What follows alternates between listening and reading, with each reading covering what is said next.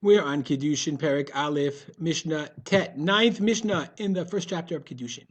Another different kinds of mitzvot categories. Kol mitzvah shitluya ba'aretz, ena noheg ela ba'aretz. So the aretz, word aretz and aretz here mean two different things. Any mitzvah that's dependent upon land, upon using of the land, okay, meaning there in the land, meaning in the ground. Ena noheg ela ba'aretz only applies in ba'aretz, meaning Eretz Israel. Okay, but kol mitzvah shi chovat guf, any mitzvah that is the chovat guf, meaning it's done on a person's body, a person does it. Mikra ena tuluya ba'aretz. It's not considered tuluya ba'aretz. I have to keep kosher. So I don't keep kosher only in the land of Israel. You have to keep kosher anywhere. But shi chovat karka.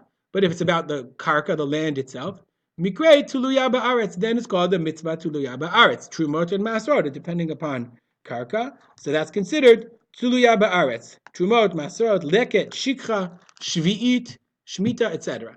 Okay? Tuluya ba'aretz. But if it's not dependent on the land, we learn this, noheget, bein ba'aretz, if it's not dependent on the land, then you apply it whether it's you're in the land of Israel, bein b'chutz la'aretz, whether in chutz la'aretz, except chutz min ha'orla v'kilayim. Other than the laws of orla, orla is the law that if you have a plant that you planted, so the first 4 years, the first 3 years, it's orla, it's asur, you can't benefit from it. And then the 4th year, it's called neta ravai. Okay, so orla is noheget b'chutz la'aretz halacha l'Moshe misinai, tradition from Moshe Rabbeinu. And kilayim, what's kilayim? Kilayim is mixing, planting mixed things together. That's called kilaya kerem, planting grain in the same area as where you have adjacent to grapes. B'chutz la'aretz b'dirabanan, that's a din dirabanan. Here, the Bartiner adds, Klai Zraim, mixing seeds, mutarim the zaram b'chutz. You're allowed l'chadchila to plant them in chutz la'aretz. So, Klayim is d'Rabanan, Orla is d'Oraita. Rabbi Eliezer Omer, Af mina Chadash. Rabbi Eliezer says also, Chadash is Asur, whether you're in Eretz Yisrael or chutz la'aretz. What's Chadash? It's an explicit mitzvah in the Torah. The Torah says that you cannot eat any grain that's planted after the 16th day of Nisan, the day after the first day of Nisan, the first day of Chol HaMoed Nisan.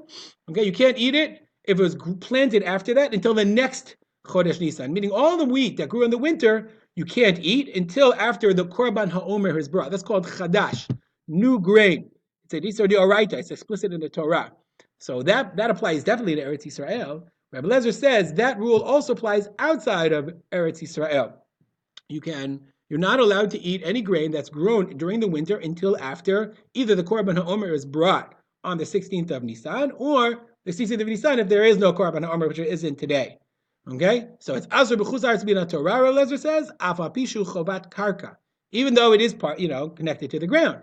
Shneimar b'chol moshvotechem, wherever you live, b'chol makom she'atem yoshvim, wherever and any place that you dwell. The Bartanura adds halacha k'Rabbi Eliezer. We paskin like Rabbi Eliezer. Halacha follows Rabbi Eliezer that there is chadash. Chadash is prohibited. There's a very famous line in the Chazon Ish, chadash asur min Torah. It is chadash is prohibited min Torah. That's not a chidush. Even in chutz la'aretz. So throughout history, poskim have had to figure out, well, how is it that we're not careful about chadash? And it's a really interesting question. That became sort of the accepted practice in chutz la'aretz. If you ask me, it's a really interesting question. Even in today's modern day, there are ways, people who are very meticulous. They're careful about chadash and chutz la'aretz. But the question is, why is everyone not careful? It's a din d'oraita. I always like to say, where people are meticulous about chalav Yisrael, which is important, but it's a gzeira of the Rabbanan, whereas chadash is something that's explicit in the Torah, and somehow it's sort of gone by the wayside. Certain mitzvot have popularity, other mitzvot, they don't, they're not nearly as popular for reasons that are difficult to explain. All right, we'll stop here and dedicate our learning to the memory of my father, Harav Simcha ben Yitzchak Kalman. Have a good day.